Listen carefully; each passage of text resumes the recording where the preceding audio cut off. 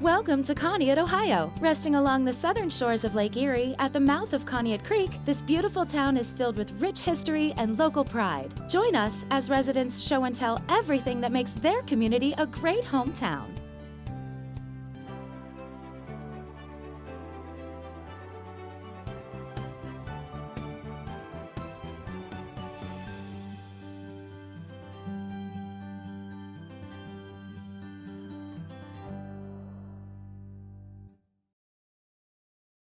My name is Lori McLaughlin, and I'm doing my story on the Conneaut Harbor. It's the port of Conneaut, but locals call it the harbor. The Conneaut Harbor was originally inhabited by Native Americans and early settlers. It was rough, brutal winters. Moses Cleveland landed here in 1796. He was a surveyor. His job was to plot out the land, what is now known as the Western Reserve. Ashtabula County is part of that Western Reserve, and at the mouth of the Conneaut River is where he landed. He was commissioned by the newly formed government after the American Revolution to plot the land so that they may give that as payoff to soldiers who fought in the war. We didn't have money, but we had lots of land. The harbor was a vital area. A lot of ships came in off the docks. It became an international port right out through the St. Lawrence Seaway. They came all over the Great Lakes and stopped at the Conneaut Harbor. When they stopped, the sailors got off the ships and for days were able to peruse the harbor, thirsty and hungry, and we gave them our best. And also because of Lake Erie having the cool breezes, and in the days before air conditioning, people from the inner cities would ride the rails and up to the train depot, get off and come to the harbor and enjoy the cool breezes off the lake all summer long. People from Youngstown, Pittsburgh left the hot steel mills and eventually bought small cottages and established roots right here in Conneaut. So the harbor was a bustling area, not only from the people in town that had a lot of work and were able to spend their money, but also all the tourists that came to the lake. So the harbor was a city within a city in Conneaut, and we had everything, the banking, laundromats, dry cleaners, restaurants, bars, everything that anyone needed. We had a lot of stores, and they were filled and brimming with the supplies needed for the area. What was once grueling work in the ore boats, unloading, bucket by bucket, shovel by shovel, single man by single man, hoisting up the ore and getting it out of the hull of the ship. In 1898, a patent was issued to a Conneaut native, George Hewlett. It became known as the Hewlett buckets. This was an automatic ore unloader going down into the hull of the ship and was able to unload in hours what it took days for men to do. So it was a great historical discovery. There's only actually, it went through its heyday and it lasted. Now it's automatic from the ships, so they're not needed anymore. There's only a couple left in the world of these Hewlett buckets. Very important discovery. But what it did for the area was change the dynamics. What was a lot of dock workers on a daily basis going down and getting their money and getting paid, spending their money locally in the harbor, and also the sailors who spent their money. Now all of that was dried up. The time was shortened, and so the sailors were in and out within hours, and the workers didn't have the jobs that they used to have. So what was an important historical contribution to our area changed the dynamics of the harbor. So now we just relied on the tourists.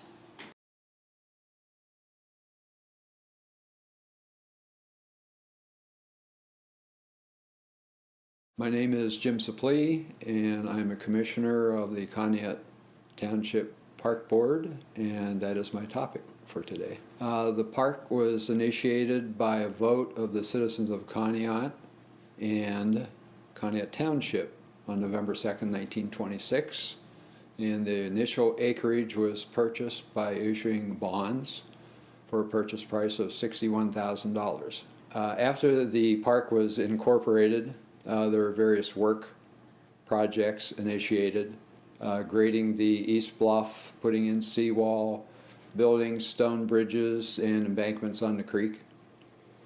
There were a lot of guests that traveled by rail from Youngstown and Pittsburgh and Cleveland to enjoy the beach. And back in those days, they rented wool swimsuits from the bathhouse to do their bathing. Present day, the park encompasses approximately 50 acres, including 3,500 feet of boardwalk and approximately 8,300 feet of paved walkway. It has 3 pavilions for picnics and outings. The lower pavilion accommodates 240 guests and has an adjacent concession stand, Pat's Lakeside Grill, that serves terrific lunch and dinners and desserts and cones and shakes. And our upper pavilion accommodates 168 guests. And we just recently purchased a gazebo that overlooks the beach and the lakefront, and that averages 45 or 50 wedding anniversaries per year. On a nice summer day, there are guests arriving from all over the country. If you browse through the parking lot, you'll see license plates from all over the country. On a typical day, you'll see more plates from Pennsylvania than you do Ohio. The MS Bike Tour has a destination of Conneaut Township Park, and that's been going on for approximately 20 years from Cranberry, Pennsylvania. On a weekly basis, there's a lighthouse cruise in for the car nuts. And then the big event every year for the 16th year of this year is the D-Day reenactment. And it's gone through several reiterations of management and committees and all that to its present day, and normally they have about 30,000 people that arrive and take over the whole park, and P-51 Mustangs doing flyovers and bombers and landing craft.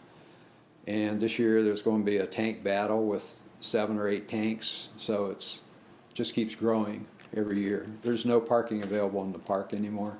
It's so big. It's all off-site parking with shuttle buses.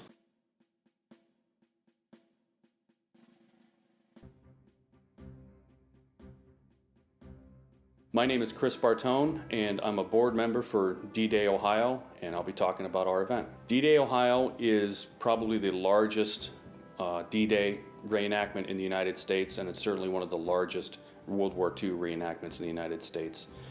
We currently involve over 1,200 reenactors. Last year we brought in between 35 and 40,000 spectators over a 2-day period to Conneaut, and it involves over 300 local and other volunteers that come in to help. Well, the event itself started as a documentary film. There were people who knew the beach because it looks like Utah Beach in France, and there was a German documentary film in 1999 that was made at our Township Park. It was filmed on the beach and on the upper pavilion where the gazebo is now, and they dug trenches and took some film shots. And I've never seen the documentary, but I understand it was aired in Germany. And as a result of that, they said, you know, we're drawing a crowd at this filming, so maybe we should make a public reenactment. And they did the following year. The first public reenactment was in 2000, and it involved maybe 100 reenactors. And it drew a local crowd, but it really didn't attract anybody else from outside the area. Well, the event started as a one-day event with 2 beach landing battles. Now we have 2 days, Friday and Saturday, with all sorts of living history encampments. There are 3 battles. One is on Friday evening, one is Saturday morning, and then it culminates with the beach landing on Saturday afternoon. And interspersed are classes and events and displays and all sorts of things for public and reenactors to participate in. I've been reenacting for 20 years. I've never seen an event that gets the local support like D-Day Ohio does. I remember Gettysburg when I was a Civil War reenactor in 1998. We were treated as indentured servants and just a money source for the local community. As terrible that is to say, I don't want to badmouth Gettysburg, but that's what it felt like. Conneaut is fully involved with the event. We get participation from city government, we get participation from the Chamber of Commerce. They bend over backwards for us. Local businesses get involved. They put flyers in the windows. They give special reenactor dinners. We always know it's reenactor weekend or D-Day weekend. Uptown there are parking lots full of Jeeps. They're eating at the local diners. The American Legion is a big supporter. The city provides assistance in kind. We don't have to pay for police or fire, EMS. They provide it. They provide the public services. They shut down Lake Road for 2 days, make it one-way traffic for us. I've never seen a city get behind an event like this in 20 years of reenacting.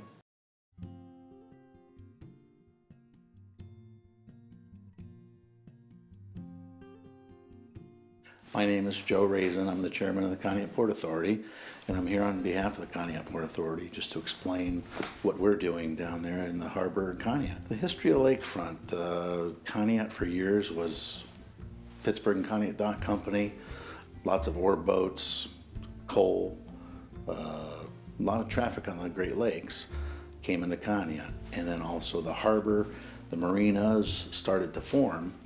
And over the years, the Conneaut Port Authority has been revitalizing our docks. You know, it used to be if you drove into Conneaut and saw our docks 10 years ago, it was like, boy, this is an old community. Now you drive in and see our docks, hey, these are beautiful docks. And that's what we've been doing. We've been putting almost millions of dollars back into our docks. And by 2 more years, we'll be there.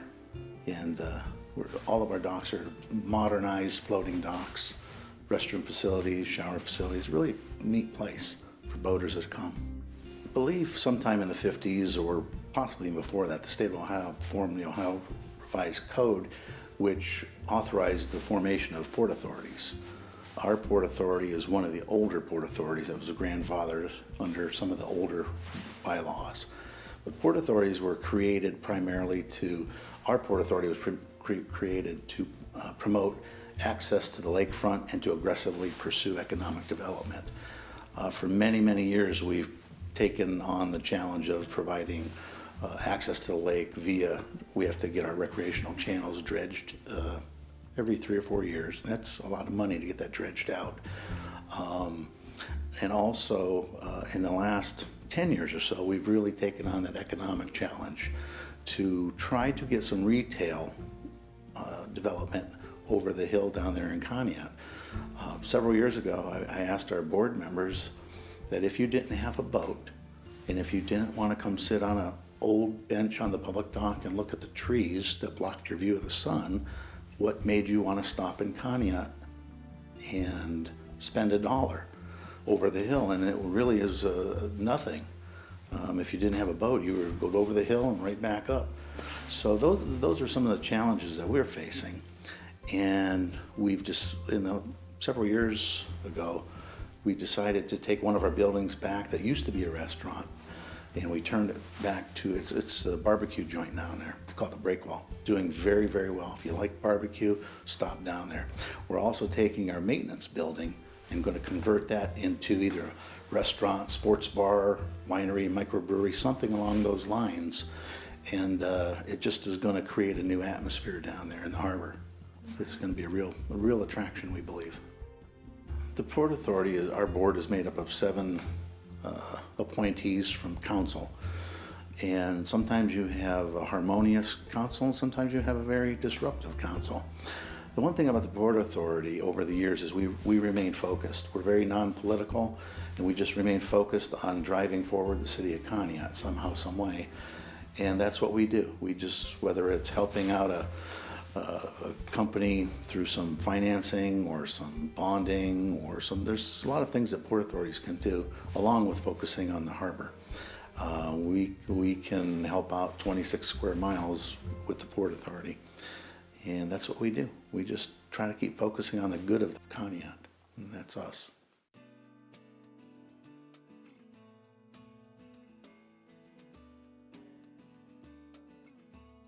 My name is Trudy Hazen, and my story is on the merger of the city of Conneaut and Lakeville Village. In 1916, there was a barn fire. The barn fire was on the Township side of Conneaut Township. It was a separate town, and then there was the city of Conneaut. The city of Conneaut firemen came to the fire, but they were stopped by someone. I'm not sure who it was, but someone stopped the firemen and said they could not go over the border into the Conneaut Township side. They were only allowed to put out fires in the city of Conneaut, so the barn burned down.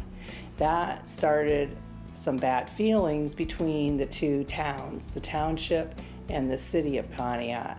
To further a little bit of the feuding between the two towns, there is the Pittsburgh Dock Company dock down by the lake here, Lake Erie in our area. The dock is quite large. There was dock number 4 that was on the Conneaut Township side. The city of Conneaut wanted to have an annexation between the two cities, or a merger, so that they could have the tax money from that dock. It was 25%, and that was a nice chunk of change back in 1943. The township did not want that, and they later incorporated and became Lakeville Village. Now, Lakeville Village did not want to give up that dock, so they held on to that dock for a long time. That way they could keep that tax money. This continued feuding for the people between the city of Conneaut and Lakeville Village. Now, 20 years later, we have all new people in council positions and new mayors in both cities.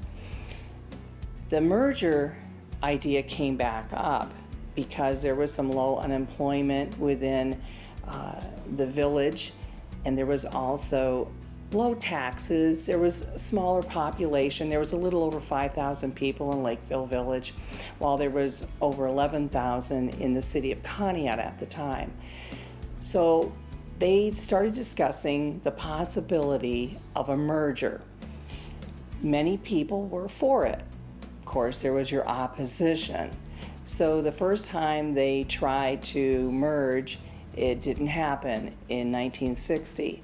In 1962, they appealed, sent an appeal, and had the opposing legislation amended, and they were able to go ahead and start filling out petitions and starting to get people to plan possibly for another merger and a vote to see if the two cities could pass legislation to have the merger go through, so that instead of two cities, it would become one. So this was the plan, and it was working until there was some opposition that came up. Some people tried to block a possible merger or to delay it. However, on November 6, 1962, the merger was passed, and so Lakeville Village no longer existed. It became now City of Conneaut. So January 1st, 1963, it became official. Lakeville Village no longer existed, but now all that land is City of Conneaut. As the years have gone by, the merger has been great, I feel, for the city. It has given us more land to expand, to build industry, and I feel the new schools that were built has used the land that they received from the village of Lakeville. We have new school buildings, my beloved Chestnut, beloved Rouse School. They've been torn down, with a lot of other elementary school buildings have gone. But I feel that the changes that have happened for the school, we have brand new primary buildings, brand new elementary school, brand new middle school, and the high school's been renovated. I think all those have been really good for the students.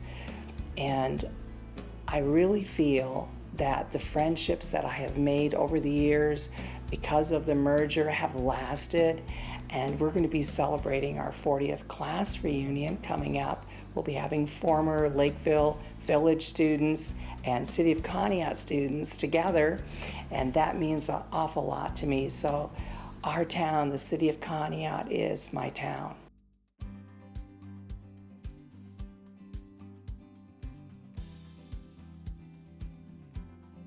Hi, my name is Bert Drennan, and my story is about Conneaut using adaptive reuse to preserve historic buildings. In other words, historic preservation through adaptive reuse. Adaptive reuse is actually taking an old building or a site and repurposing it.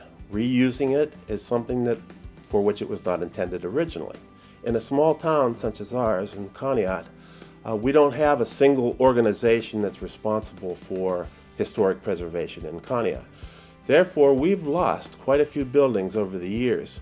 Conneaut is a railroad town, and we used to have lots of railroad buildings here, including the roundhouse where many people from Conneaut worked. We were also a port community, so that we had lots of stuff down in the harbor, like the Hewlett ore unloaders. George Hewlett was an original Conneaut native, and he invented those things. We don't have any more in Conneaut. The WPA Stadium, where most of us enjoyed playing football or basketball or cheering on our kids, that is gone.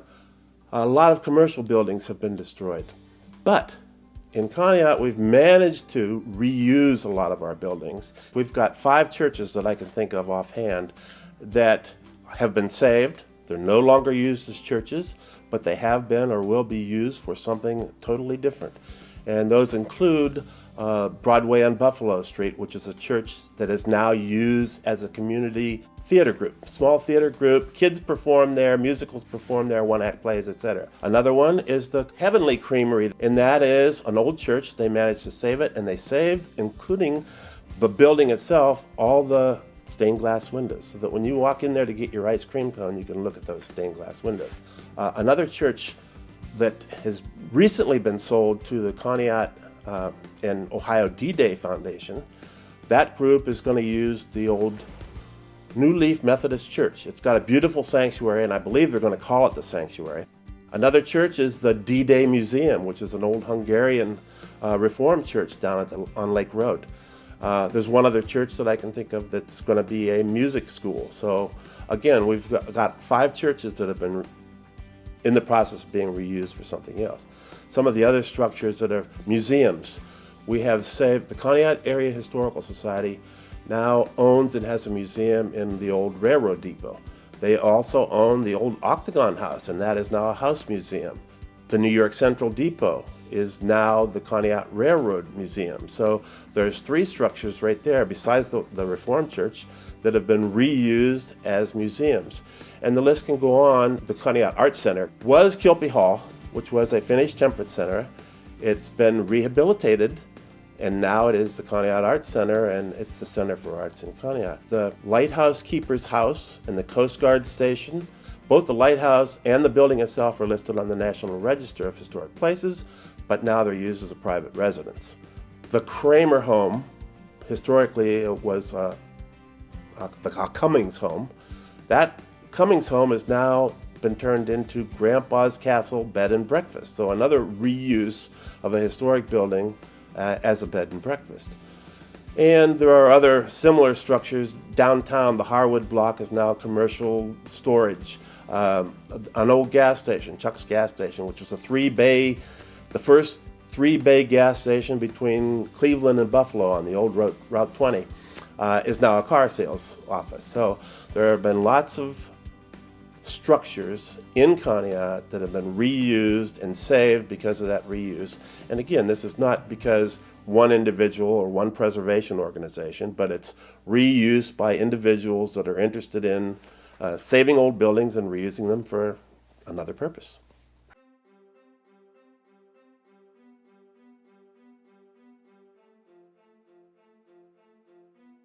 My name is Joseph Erickson. I'm doing a story on taking an old church and turning it into an ice cream store. So a little about the church building that I own. In 1904, the building was built as Grace Lutheran Church. And they completed construction in 1907. They added a basement in 1912. And some short time after that, the families of the Grace Lutheran Church actually purchased all of the stained glass windows that you can see in the building today. After Grace Lutheran was done with the building, they sold it to the New Apostolic Church, and the New Apostolic Church has held it until I became the owner of it. One window has been replaced in the building. It's a big round window in the very back of the building behind the pulpit.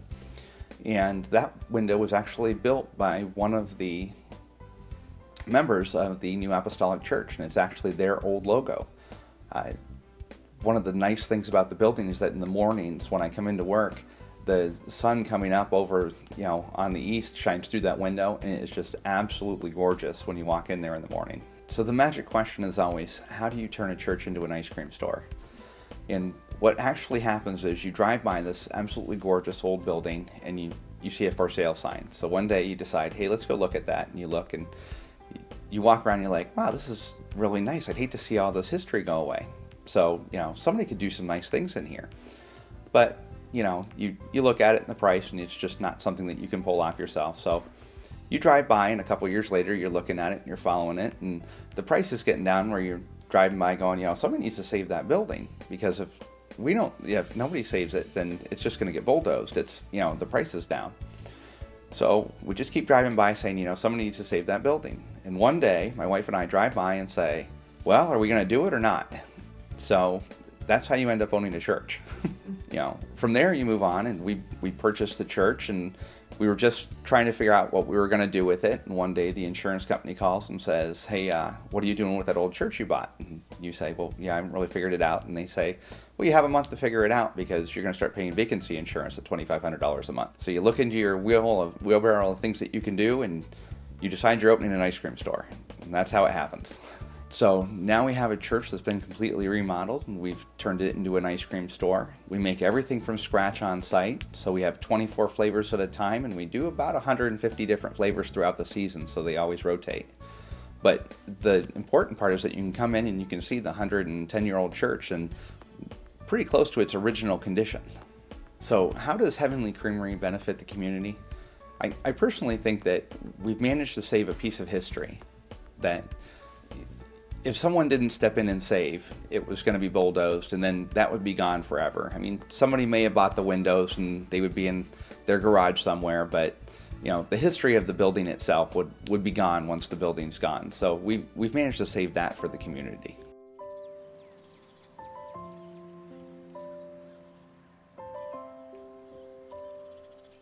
Hi, my name's Clay Nielsen, and my story is about Arlene's Broadway on Buffalo. Arlene's Broadway on Buffalo is a community theater. It's a repurposed building where people from the theatrical arts gather, and it's sort of become home for all the area theater people. Our first show was Who's on First, which is not the play on the old Laurel and Hardy take. It was a kind of a Groundhog Day-esque sort of show, and it's a comedy. We followed that up with Your Good Man Charlie Brown, which was our first musical, which was directed by a Conneaut man, Steve Rhodes, which was very nice. And since then we've had several musicals and comedy plays. We did Steel Magnolias in March, which was a straight show, a very serious show. We've run the gamut on shows we've been doing. Last weekend we had one-act plays, which we had on stage, which were all written by local people and acted in by mostly new actors and directed by new directors. So it was sort of a pipeline of new theatrical talent coming into the town, which was exciting. We opened up the theater to everyone. We've had a man from England came over and gave a talk on history involving Conneaut and England, about the doughboys from Conneaut who actually went over to England, and he related it back to Conneaut and the way that the history went there. We've opened it up to puppet shows. We've opened it up to other musicals, children's musicals from the University of Cincinnati. We've opened it up to, who else? Dance concerts. We've had dance concerts from the Conneaut Community Center. Their dance department has done 4 or 5 dance concerts there. So yes, it's open to anyone in the community who has a use for it, as long as we're not using it ourselves at the time. Well, Arlene's Broadway on Buffalo is named after my mother. Her name was Arlene Nielsen, and she was a big supporter of theatrical arts in Ashtabula County.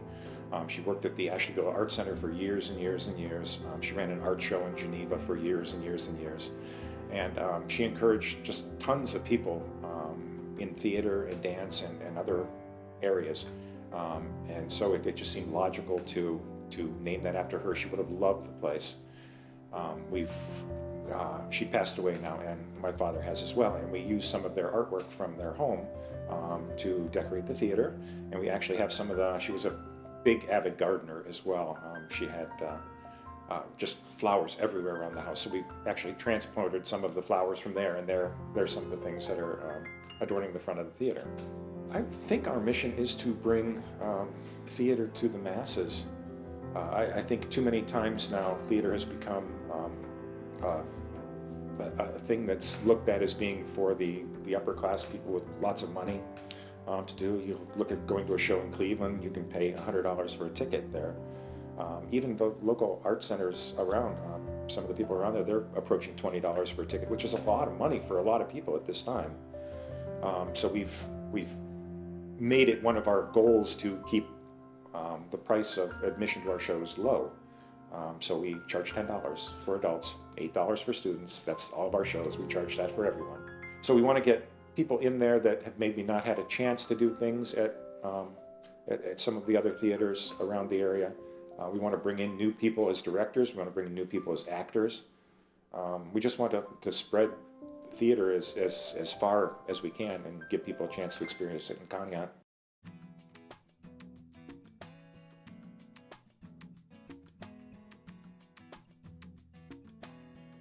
My name is Chris Angerman. I'm from Conneaut, and I'm here to tell the story about the barn quilts in Conneaut and the rest of our county, Ashtabula, Ohio. The barn quilt is a colorful, painted quilt pattern on a weather-resistant, high-quality exterior wood, and it's installed on the side of a barn, or it could also be installed on a house, a porch, or garage, a garden shed, a fence, or a fence post.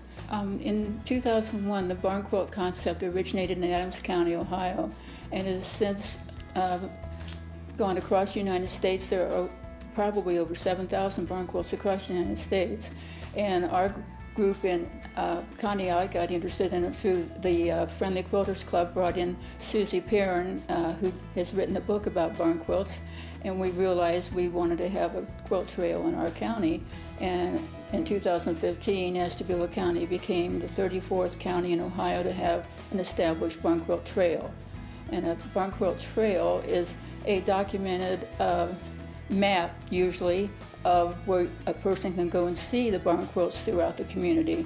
Our tourism bureau has provided a lovely brochure annually, and inside is a map showing all the barn quilts in our county, and people can call the tourism people in Austinburg, and they will be glad to mail them a brochure where people can see where the barn quilts are. The barn quilts in our Conneaut area help bring in tourism. People come to see the beautiful artworks on the outdoor, and it helps businesses. It shares our history with people when they hear the stories of each of the barn quilts. It celebrates the art of quilting and our large quilting community in Conneaut.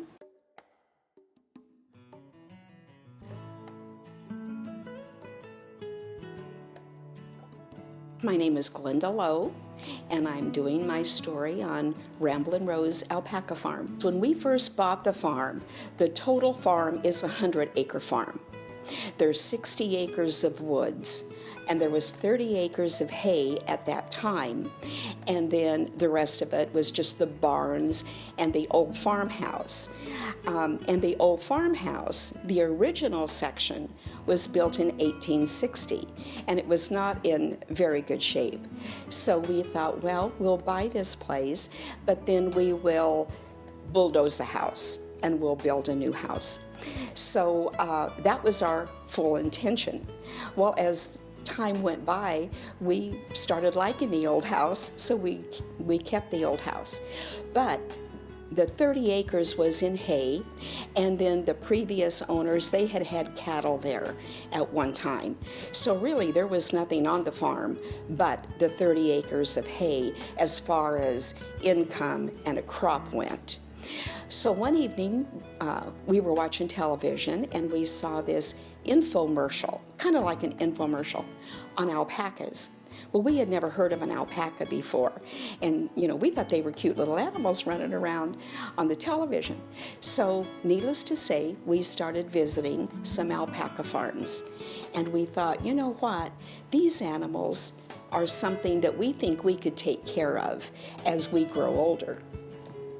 So we started out with 2 females, and from there we ended up with quite a nice size herd, and we did competition. So we would go around to the different alpaca shows, and our one boy, Rocky, he won us blue ribbons, and we did pretty good. We were very happy with what we were doing. But as time went by, we got tired of just going to show to show to show. So that's when we decided to just stay on the farm and open our farm up to the community and for people to see a real working farm.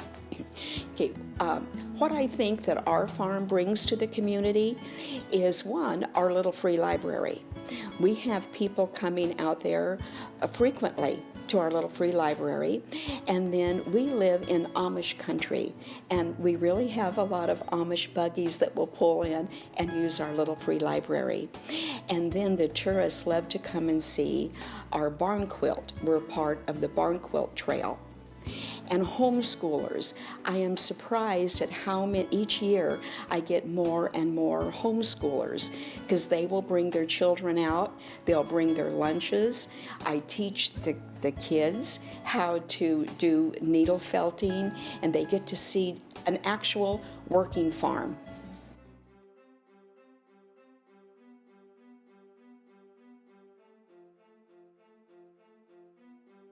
My name is Dr. Benjamin J. Bryant. I am Chief of Staff and Chief of Surgery at University Hospital's Conneaut Medical Center.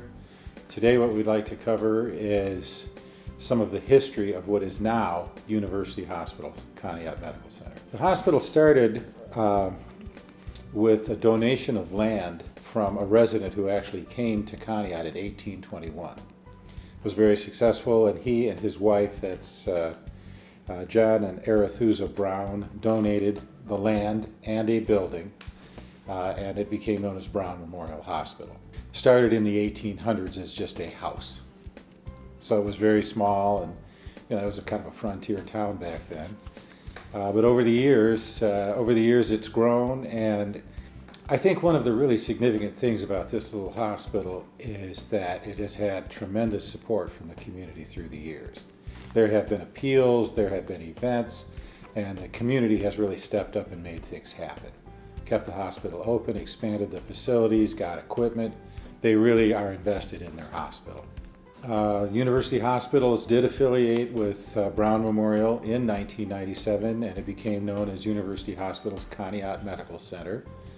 It's part of a region-wide affiliation network of hospitals and physicians' offices and so on that's anchored by UH Case Medical Center in Cleveland. And this was seen by both parties, by the hospital and by University Hospital, as a win-win situation, which in fact it has turned out to be. Through the affiliation with University Hospitals, we have access to benchmarks, to policies, to support for recruiting, support for various things, all having to do with how the hospital operates and the specialists who come there, which have raised the bar far beyond what you would expect in a small critical access hospital. So that's been really great for us. Well, University Hospitals thought it was a good idea strategically to affiliate with the hospital in Conneaut. They have an overall vision of healthcare in northeastern Ohio and heading south and so on. And what happens is they support the local hospitals and increase the strength of what those hospitals can do. However, there's always cases that are too complicated to be done in a small setting, and those now stay within the university system. So our hospital, UH Conneaut, wins by having that affiliation with the University Hospital and the support of super specialists that we can refer to. They win by having access to a patient population that they otherwise wouldn't have had. The hospital has changed significantly since I joined in 2008. Okay, we've seen an expansion of the types of equipment that's available now, state-of-the-art MRI, 64-slice CT scanner. I mean, the kinds of things that usually are available in bigger hospitals, we have in our small hospital. We've also seen an expansion of the staff, the addition of specialists, increase in the depth of specialty care and resources, And that's going to continue on into the future. But it's really been sort of amazing since I've been here, how much stronger the hospital is.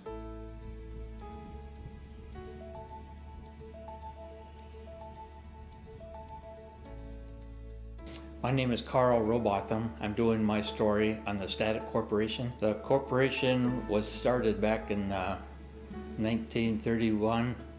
The company was started in the basement of my grandfather's house in the southern part of Youngstown, Ohio, with his friend Creed Corpenny.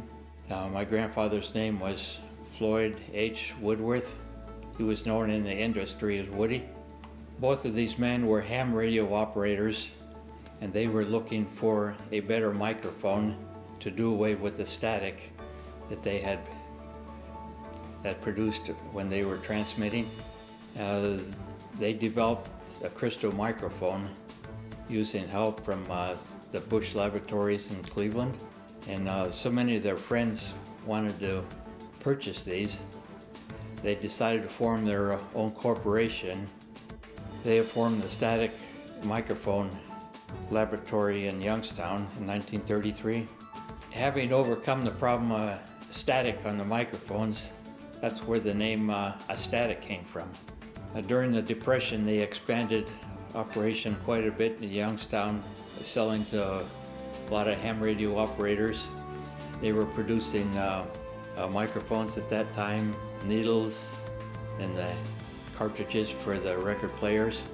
During the war, they started producing sonar equipment for the Navy, also acoustic fence for the defense industry, and also coaxial cable connectors for all three services. During this time, they had naval inspectors and defense inspectors coming into their plant. They had 4 plants in Youngstown at that time, and they were running out of room. So there was an economical buildings available in Conneaut, Ohio, and that was the main reason they moved up here, so they could have all their operations in one place. It was also, I believe, because they liked fishing on Lake Erie. In 1944, they did start moving up here. And at one time, they had up to 1,200 employees in the Conneaut plant. After the war, they faced a number of innovation problems. And one of them was they were all set up for 78 RPM records. And at that time, the 2 big companies were trying to produce 33 and 45, which became the accepted speeds for the record players. Later on, they got into producing reel-to-reel tape for tape recorders, and that was short-lived because of the cassettes that came out, and also CDs and DVDs, so that hurt them quite a bit. One big boom to their industry was the CB craze back in the 70s and early 80s. They expanded production and hired quite a few people at that time. And a foreign competition came into effect, and the CBs sort of lost their competitiveness that were produced locally. And later on, they switched over to telephones and everything. The Astatic Corporation was purchased in 1987 by CTI Industries. Right now, Astatic products are available from CAD, located in Solon, Ohio.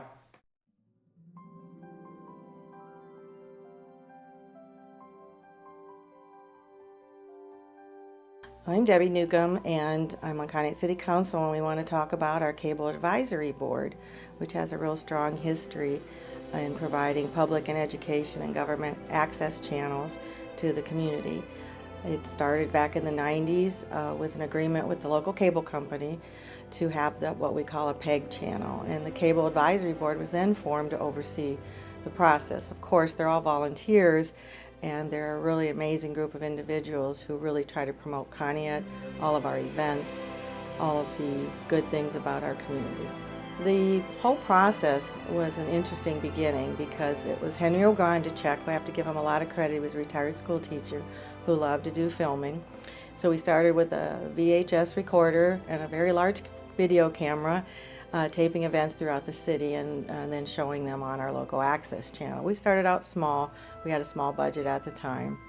And Pat Williams, who was then the editor of the Hometown News, which is now the Conneaut Courier, helped in that endeavor in identifying events, like for all of our parades for Memorial Day, 4th of July, the Veterans Day, and the kids, the students at the high school. So we could show all their sport activities, their choir, the Conneaut Arts Center, their summer concert series, and then of course Sprung D-Day, which was another way to promote a wonderful event that draws thousands of people to our community every year. So with a small crew of 3, we now have a 10-member advisory board, all of them very adept in videotaping, and we have a live feed at City Council chambers to broadcast any government activities. As the Cable Advisory Board grew, we were able to provide programming 24/7, and that wasn't that way in the beginning because we were just starting out, but now we show a lot of information, not just local, but state and county government. We also show things with other events throughout the community of Ashtabula County as well as not just Conneaut, to make sure our people in our service areas receive all the information they need about their own community. So it has grown from church services to the D-Day, to concerts, to Rib Fest every year, our Kids Safety Town where they learn safety on the streets before they go to school. So there is more activities with students because that's our emphasis, is finding recreation programs and art programs for our kids in the community. You know, one of the most important programs I think people started watching is the what we called AM Live in the beginning. It was hosted by Pat Williams for over 10 years. It was on like 3 or 4 hours a day, but it would bring in local doctors and health education information, make sure you had all the events going on in the community. They would bring in speakers from the public library and other areas and all government officials throughout the state that represented us here in Conneaut, Ohio. So that information was really priceless, I think, to a lot of the viewers, and they look forward to that program every day. It's now morphed into Sunrise Live when Pat retired, and I still think it has the same impact. You know, it gives everyone an opportunity in our community. The largest thing it did for me personally is it started a telethon for our local Conneaut food pantry at the Conneaut Human Resources Center. They helped us raise over $10,000 by doing that online. So it has a benefit to all the community.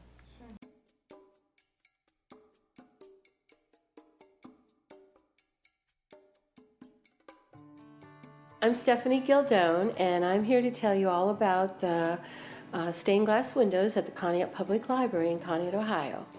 The first stained glass windows that were installed in the Conneaut Public Library, the very first one, was the lighthouse window. That was installed in April of 1998 when the new library was opened. When we opened, the stained glass window was there. The second stained glass window came within that same year of 1998, and it is a little girl in a library holding 2 books, and that's in the youth department at the library. After that, when one of our directors left, Debbie Zingaro, I kind of spearheaded to have another stained glass window put into the library in honor of her. She loved irises, so we have an iris window. And then my mom passed in September of 2013, and my dream was always for the library to become known as a stained glass window library. I wanted us to have as many stained glass windows as possible, so I had 2 stained glass windows commissioned in the memory of my mother. One is Little Red Riding Hood, and the other is Goldilocks and the 3 Bears, and that is in the youth department, and those were installed in November of 2013. Right after those were installed, a gentleman called, and 3 more windows were commissioned. There was a cottage, a church, and a schoolhouse that were commissioned in memory of his wife and his sister-in-law. And then right after that, There was a Mother Goose window that is in the story hour room in the library that was commissioned in honor of someone who had passed away. Right after that, the Rapunzel window in the YA department was commissioned, and it is in honor of 2 children and the grandchildren.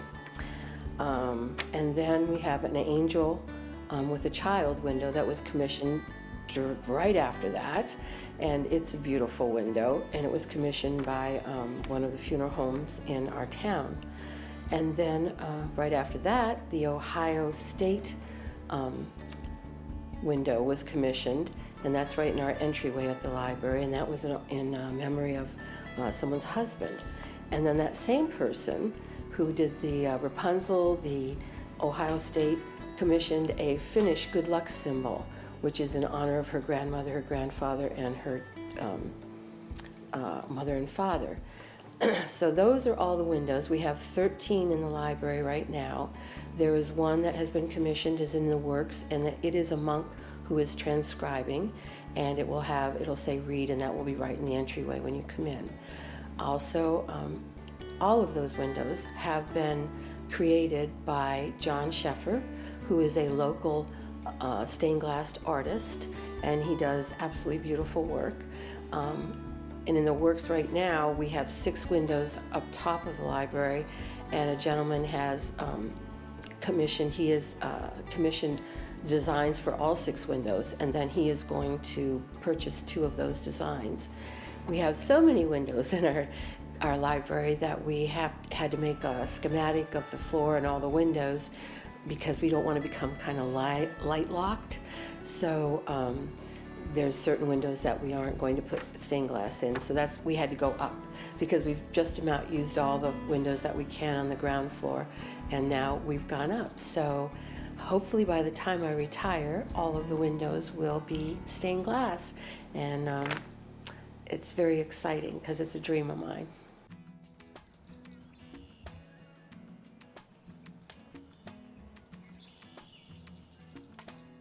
Hi, my name is Matt Crawford, and my story is about the Gateway Outdoor Learning Center. The Outdoor Learning Center is a half-mile nature trail located behind the Gateway Elementary School and Gateway Middle Schools in Conneaut, Ohio.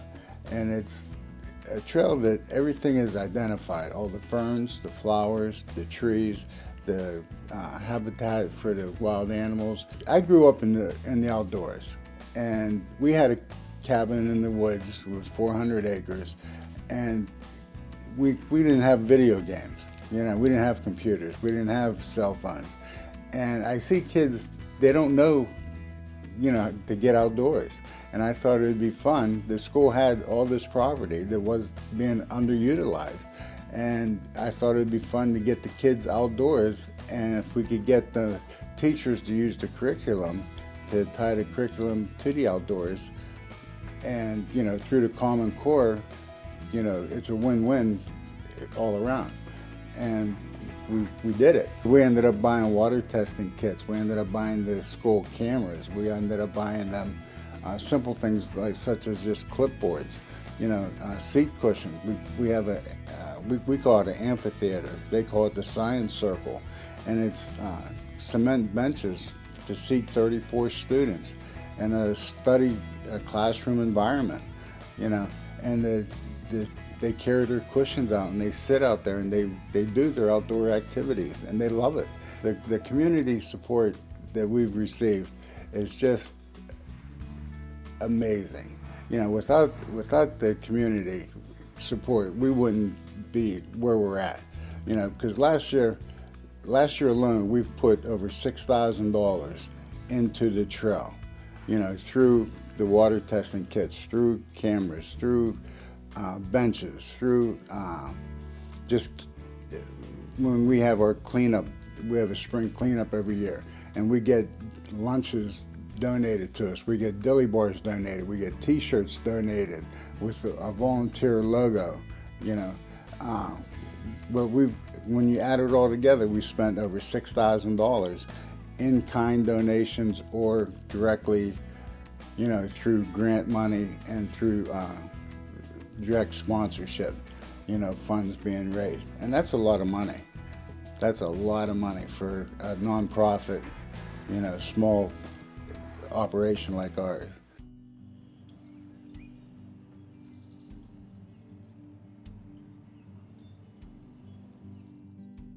Good afternoon. I'm Dr. Nancy Rung, and I'm going to talk to you about Tail Wagging Tutors. This is a program. The parent organization is Therapy Dog Internationals out of Flanders, New Jersey. And we do Tail Wagging Tutors every Thursday from 3:30 to 5:30 at the Conneaut Public Library. The Tail Wagging Tutors teach kids to read out loud. Many times if children can't read well, they don't want to be embarrassed reading in front of other children, and they come in and they read to the dog, and the dog doesn't care if they can't read well. And it builds their confidence, it builds their reading skills, and it also makes them more productive students in school, therefore more productive adults. Well, any dog is eligible to be a therapy dog, and that's the first step. They have to be therapy dogs first. And to be a therapy dog, they have to be a year old, and they have to pass a temperament test, which is given by a certified examiner. I think right now in our Ashtabula Kennel Club, we have about 5 or 6 people that are doing therapy dog work. Tail Wagging Tutors is one branch of the therapy dog work that we can do. And I think we have 5 or 6. Internationally, there's 27,500. If you can't read, you're at a loss in this world. And these kids, I see it, and I see when the children come in and they read for 5 weeks, 6 weeks in a row.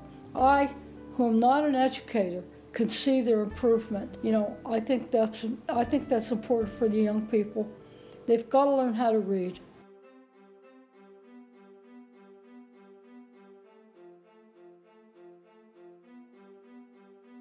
Hi, I'm Lou Shiley from the Conneaut Lions Club, 50-year member, and here to talk to you about our Safety Town. Well, Safety Town, actually, we have preschool, kindergarten. The young people are going to go into kindergarten, and we bring them into a Safety Town setting, which is actually literally a community of buildings that we put together, and streets, and they get to ride their tricycles in it, and they get to learn stopping and go, and as you said earlier, put their seat belts on. Mom and Dad stop at the railroad crossings, and all that kind of good stuff. So it's a program that's been very, very successful for 49 years. It was started 49 years ago. In fact, the idea came from Joanne Hoyt, and she was the wife of our member Harold Hoyt, who's now deceased. And he brought that idea. She brought the idea to him, and then he brought the idea to others, which was Bill Thompson and Luke Stowe and Lyle Gah, and they got together and decided, well, we need to raise a lot of money for this. So they went out and put the idea together to have a reverse raffle. At that time, they gave a new car away.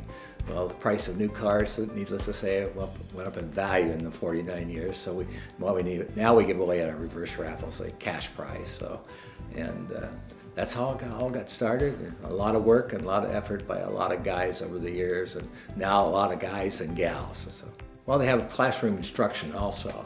And Madeline Placida, who has been the instructor for the last 27 years, does a fantastic job of actually going on and using written material and stuff like that regarding safety, and they color and they sing songs and all kinds of things to learn what the safety program is all about. Crossing streets and riding their bikes and having respect. She teaches that also for Officer Joe and the policeman that is involved in this also. They also have, they go on the school bus, they go out and have a treat at McDonald's. They visit the firehouse, and they also visit the police station and get a chance to know that part of our community. just a great learning experience. And they're only 5 and 6 years old, so they don't know much about this kind of stuff. So it's a good learning stuff for them.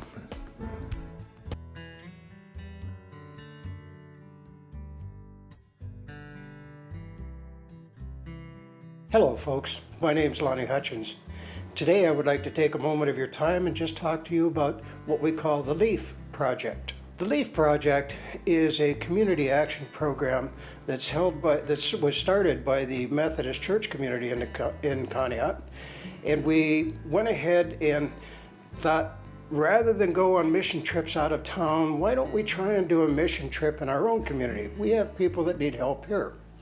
So our project, what we try and do is we try to assist people that are financially or physically unable to repair their homes and make them look better, or to keep Mother Nature out of their residence. LEAF actually stands for Today, Loving Equally All Families, but it was actually started with the 4 Methodist Church community in Conneaut, and that was Lakeview, East Conneaut, Amboy, and First United Methodist Church in Conneaut. And we are supported basically by donation. We do ask for grants, and we have been given several grants over the years to help us to purchase materials for our projects. Our program, the LEAF project, doesn't go the year round. It only works for 1 week out of the year.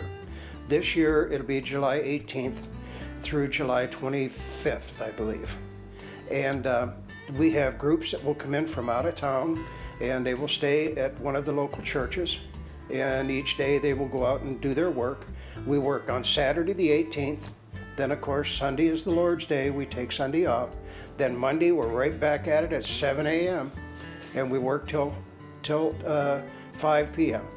Well, on an annual basis, our group, we put anywhere from 75 to 100 people out on the street at one time working on various projects.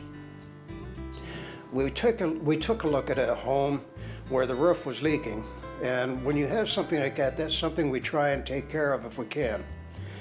One of our volunteers reached up and pulled a small piece of wood out, and we heard a thumping noise.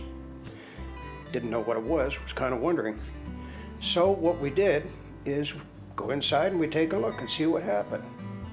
Here come 4 grown men out with tears running down their cheeks, and I'm wondering, what in the world did we do? So I go in to take a look, and I walk upstairs, and in a room, the roof had been leaking so long there was no plaster on the walls. The only thing that was left on the walls was the wood lath. Hanging down in the center of the room over a small mattress out of a crib with a nice clean sheet and a pillow on it was a light bulb that you turn on by hand.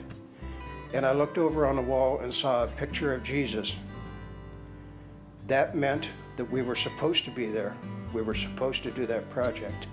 Within a 4-hour period, materials to redo the entire roof, materials to put up walls in the rooms necessary, to put in safe lighting and electrical work for them, beds, mattresses, sheets, pillowcases, and even 6 tickets to the circus. We're at that residence. That's how we get together. That's how we did it. That was our special project for that year.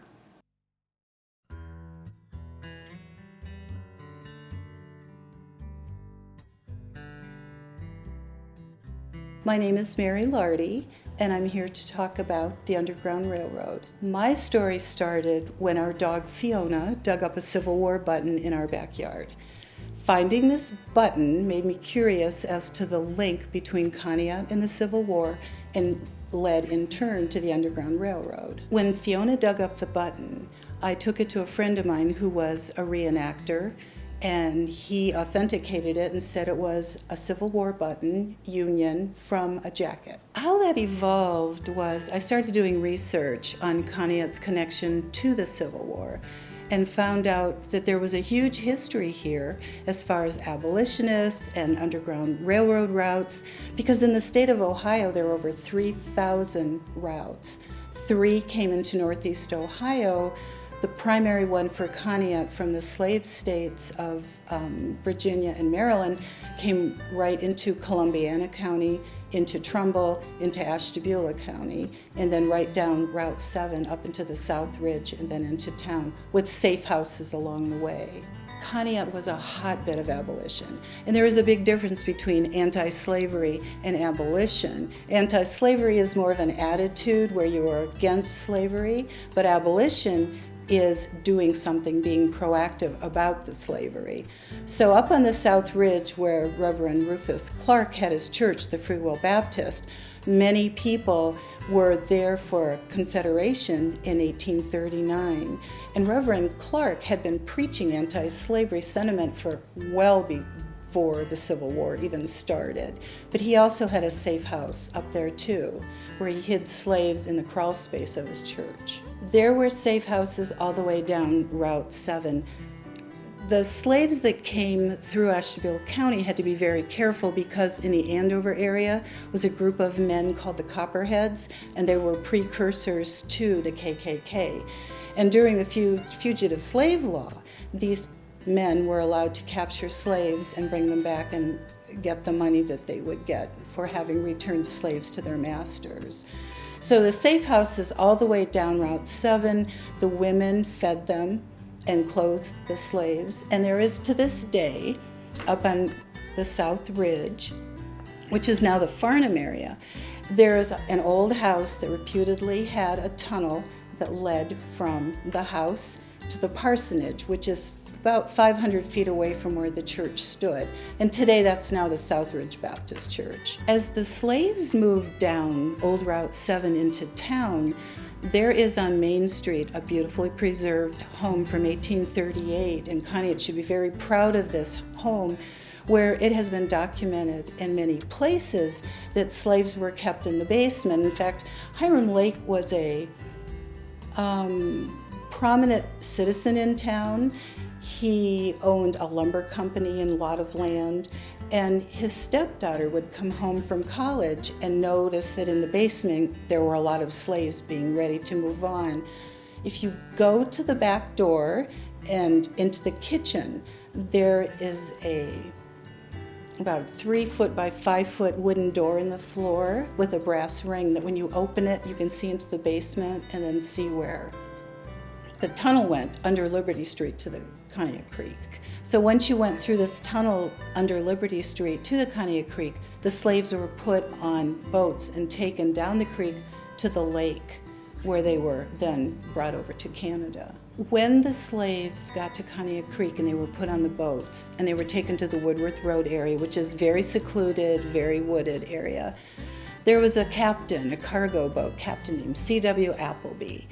And he took on the slaves as well as cargo, and he would take them to Erie and then to Buffalo and then across to Port Stanley or Port Burrell or Fort Malden in Canada to freedom. And Conneaut was really proud of the fact that not one slave that ever came through the town was ever recaptured.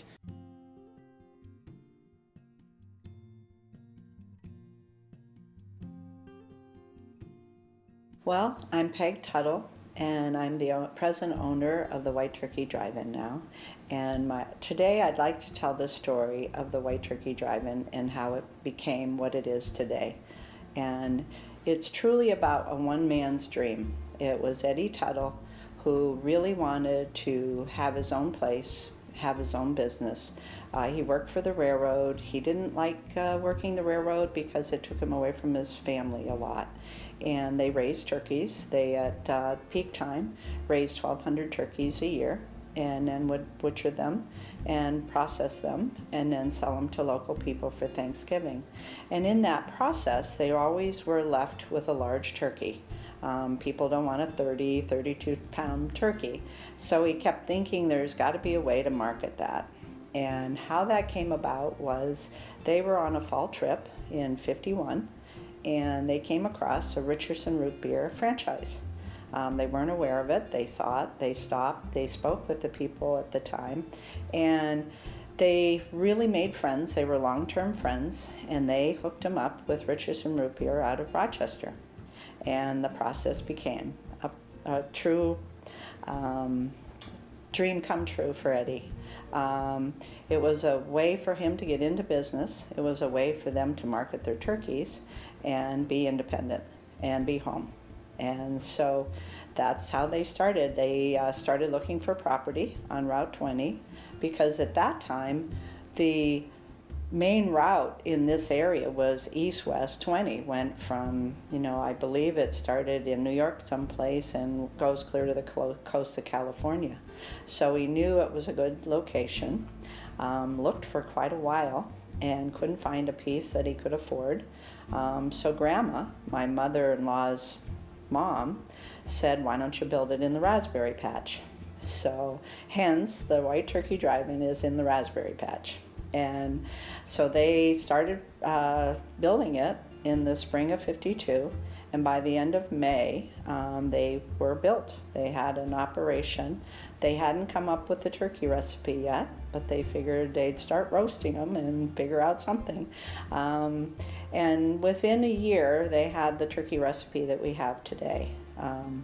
And it's in lockbox key, Funny story about my husband. One time a lady called and she wanted the recipe for an event. I believe it was her son's first communion. And she asked my husband if she couldn't have the recipe so she could serve the turkey. And he goes, oh man, he said, there's no way. He said, my mother-in-law gave that recipe to my wife and I think she ate it. And so that's always been kind of a funny story about the secret recipe of making the turkey sandwich. So their dream came through. They were mortgaged heavily. And they found that after that first year in 1952 that to raise the turkeys and run the restaurant were going to be virtually impossible because turkeys require a lot of care. And so after the first year, they started buying their turkeys from Zook Farm, which was a big turkey producer in Erie. So they complemented each other. They had the same, and a lot of people ask where the name comes, and that's the tie-in with the turkey. It was the first domestically bred white turkey. Up till then, there was always the brown turkeys, similar to what we're seeing as wild turkeys. But they were the first domesticated bred white turkeys, so when they decided to name the drive-in, they said, well, let's call it the White Turkey Drive-In. So I'd like to give recognition to the man that started this legacy at 64 years ago.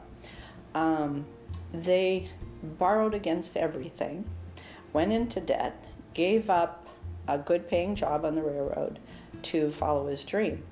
And when I met him, I was just a kid. I was stopping at the restaurant and I got to talk to him and that.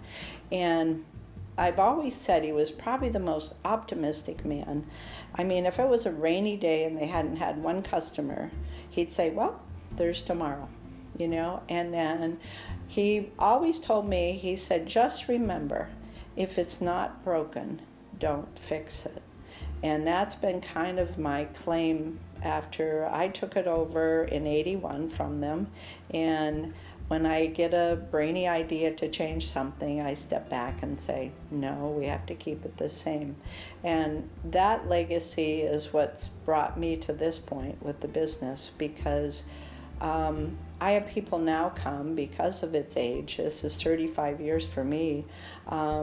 They come back and they say, it's the only thing left of their childhood that's the same. And I think, wow, one man started this. Of course, he had help from his wife, Marge, and his son, Gary, which was my husband. But it was just his demeanor and his drive, and that somebody could go that far in debt and give up security for a dream. I think that's pretty cool.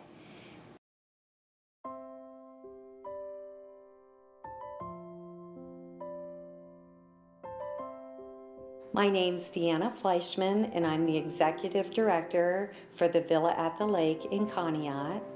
And my story is about the residents' trip down memory lane. Well, we decided to take a few of our residents in the Villa minivan, and they determined where the trip was going to be. We started with the Creek Road covered bridge, which is in southwest Conneaut, and some of their fondest memories were picnicking, swimming, fishing, and some of the men reminisced about all their fishing days and how much fun they had. And they also told the story of the steelhead trout. And I guess Conneaut Creek, news to me, is the steelhead trout capital of the world. So that's in our own backyard. Then we went on to the Middle Road covered bridge, which is beautiful in the fall because it has so many trees around it. And again, they talked about all the times that they spent with their families, that they were able to take their grandchildren to. And today they can still visit their favorite spot and enjoy the scenery they did back in the day. And then we went on to the Conneaut Historical Railroad Museum, and it wouldn't be a trip down memory lane unless you stopped there. And the Conneaut Railroad Museum is housed in a 1900 built building that was actually a passenger train station. And the last passenger train that stopped there was in 1962. So the residents reminisced about their trips to Erie on the train and Chicago, and always they would wave at the man in the red caboose. And again, you can still visit the Railroad Museum. One of its most beautiful historical trains is located there, and it is the Nickel Plate Railroad steam locomotive. And then after that, we went on to their most favorite place, and that's the Lakeview Park, and it overlooks Conneaut Harbor, the historical lighthouse, and the most beautiful sunsets, and that hasn't changed in 100 years. And all the D-Day reenactments, they have, such good memories of that, and a lot of our veterans really enjoy, viewing the reenactment, and that's usually in August in Conneaut. And then one of our residents really wanted to go back and visit his church that he grew up in, and Conneaut is notorious for beautiful historical churches, St. Mary's Parish being one of them, and it was actually established back in 1888, and Kenny's fond memory is of being an altar boy, and he said one of the privileges was ringing the bells.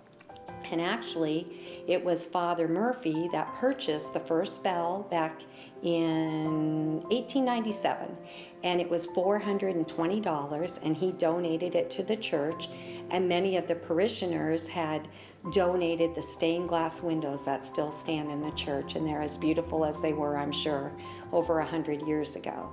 And Kenny would talk about how you were so excited if you were the one chosen to ring the church bells.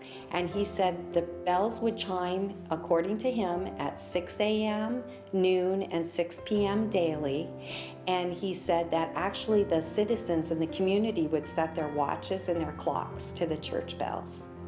So we had a nice visit there, and the residents stood in the area where the school once stood, and St. Mary's School was constructed in 1900, and in 1901 it opened its doors with 153 students, and many of our residents were students at St. Mary's, so that was like really visiting their childhood days and memories.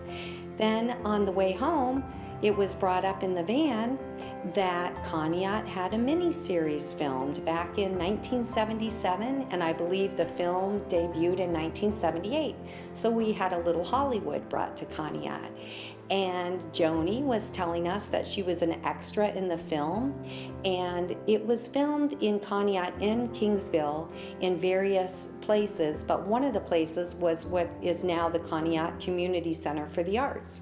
And so Joni said she was an extra, and then Opal spoke up and said she actually sang in the choir in the church, and she said, I'm not really sure if they used that piece, but I did it anyways. And then they brought it to my attention that Anne, who is one of our 100-year-old residents currently living at the villa, was the actual stand-in for Betty Davis. So we got them together when we got back to the villa, and they sat down in the library, and we brought out their scrapbooks and memorandums, and I think Joni had articles and pictures, and she was willing to share, and she actually imitated Betty Davis. So I think that was the most fun thing to watch. And they all had autographs. So it was just really nice to see the residents light up when they told their stories of all the special places in Conneaut. And the thing that's most important to them that they reminisced about was the simpler times. They said just walking on the beach or picnicking or taking a hike by the covered bridge or going back to where they went to school and church. All of those things are what's important to them. So we enjoyed our trip down memory lane.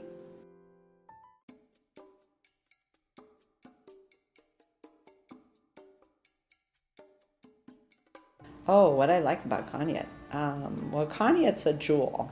It's a unfound jewel, as I call it, but I'm getting the feeling that we're starting to be discovered. My favorite thing about Conneaut is probably the sense of small town community.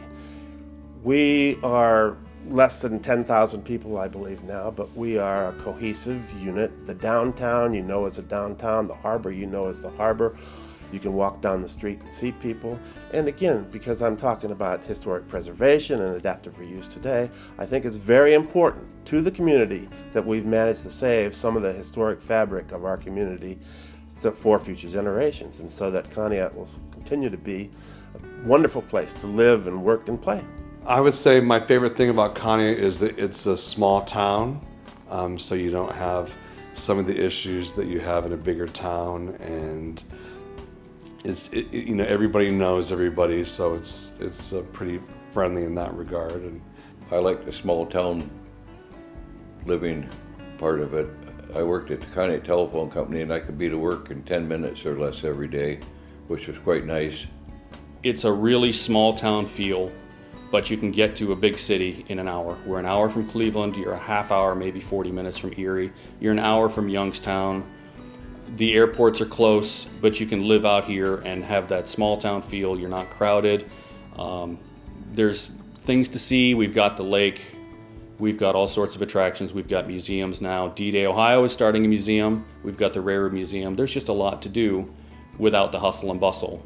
We live in a super community. I think Conneaut is just a wonderful, wonderful place to live.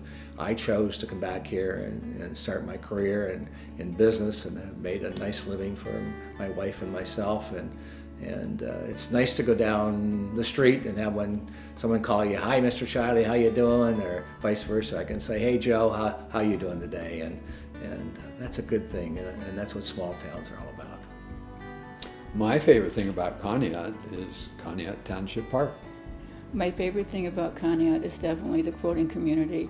I moved here 13 years ago, and I had never lived in a community where there was a sisterhood of quilters. I've only had magazines or books or the internet, and now there's this wonderful quilting community in this tri-state area that is just wonderful to be around.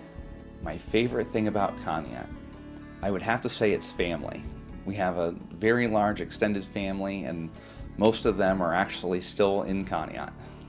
Oh, it was a nice town to grow up in. Everybody knew everybody. It was just a superb place to be. It was busy. There were the docks and the nickel plate and the other railroads, and it was just a very busy place, and everybody knew everybody. It was just a great place to grow up and be in. My favorite thing about Conneaut would be, I'm going to mess you up here because I'm going to say a bunch of things, but the people, the park systems, the beach, of course, Lake Erie's fabulous. We have two prime jewels of parks with Conneaut Township Park and the Arboretum at Malik Park. I grew up in Conneaut, living on the lake. I graduated from Conneaut High School in class of '64. I always enjoyed the park across the street, so I moved into the homestead about 8 years ago, right across from the park. I enjoy walking the beach, kayaking on the lake, and enjoy participating in the D-Day committee. I'm gonna have to say my favorite thing about Conneaut has probably gotta be the lake. I love the lake. I love the ambiance of the community, and It's just a wonderful place to live. I would have to say for me, probably like a lot of people, it's the lake. It's so nice to be able to go down there early in the morning, walk the beach, do the beach glass. The sunsets are incredible. I love the lake. The lake is gorgeous. I've never lived more than 2 blocks from the lake. I could, all my life, I've heard the waves, and it's so soothing. And to watch the waves and to actually see the different seasons on the lake. I have 2 favorite things about Conneaut. One of them, it truly is the people. They have been, from us coming from Northern California, they have never looked at us as though, oh, you're outsiders. They have welcomed us from day one. And one of the things that I miss about being in California is the ocean. I do miss that. We were close enough to the ocean to where we got to spend a lot of time there. Well, here I don't have the ocean, but the closest thing to it is the lake. And I love to go to the lake when it's stormy, blizzardy, nasty weather. I love to see the waves just come rolling in. My favorite thing about Conneaut would be the beauty in Conneaut. We overlook Lake Erie. We have beautiful parks. And also the people in Conneaut. I've lived here now for 39 years in the city.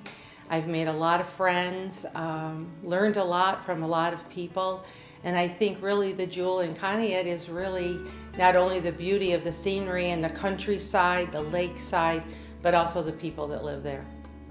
We take this for granted, the natural beauty, the waterways, the gorgeous sunsets, everything we take for granted. People don't get to see in other parts of the world. I live and breathe Conneaut. I love it. It's my town. It's all of our town.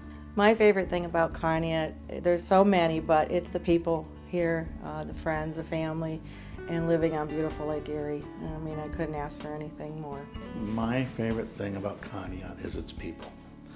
I grew up in an Italian, Hungarian, Polish, Finnish neighborhood, and that's the beauty of Conneaut. My favorite thing about Conneaut is definitely the people. I have made many lasting friendships throughout the years, and I've had some crises in my life, and if it hadn't been for the people of Conneaut, I'm sure it would have been very difficult for me, so I'm really grateful for all the people of Conneaut. My favorite thing about Conneaut is the people. See, I'm not a native of Conneaut. I grew up in Newcastle, Pennsylvania, south of Erie on 79. And I moved to Conneaut probably 16 years ago, right around 2000. And it was the people, and the attitude of the people and the acceptance of the people, that really kept me here. I got the best friends, the people, it's just unbelievable, it's the people.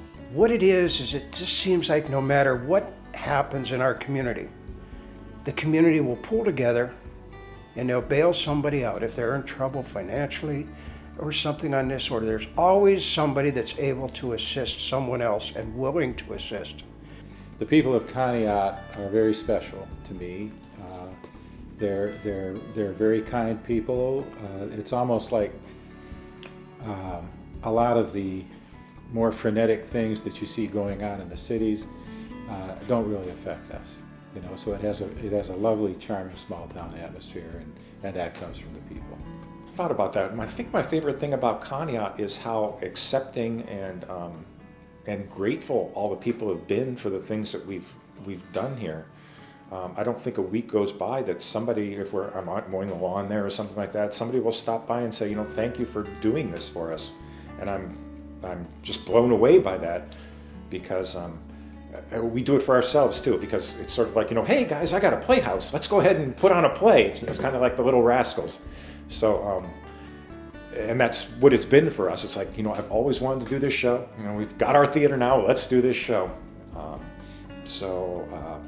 It's been really gratifying the way that people have rallied around and come to see things, and it just makes your heart grow warmer, I guess. My favorite thing about Conneaut is you can always go home. And there's things that have never changed. And I grew up in Conneaut as a native, but then was moved around the country for several years and always hoped I could go back home. And sometimes I would even close my eyes when I lived in another state, and I'd picture the lakefront, I'd picture my church, and I'd picture my favorite places. And you can always go home, and those places are still there and they're still beautiful. And I think that was something I saw in my residence, knowing that when I'm 95 years old, I can still go home.